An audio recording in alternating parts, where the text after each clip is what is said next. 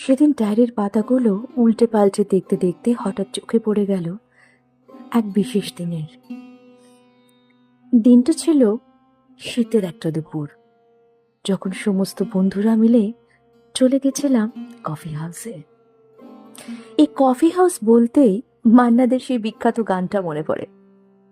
Coffee হাউসের সেই আড্ডাটা, সত্যি কফি হাউসে বসে কফি খেতে খেতে সেই যে আড্ডাটা শুরু হয়, মনে হয় যেন সময় অনেক ধীরে ধীরে কাটছে।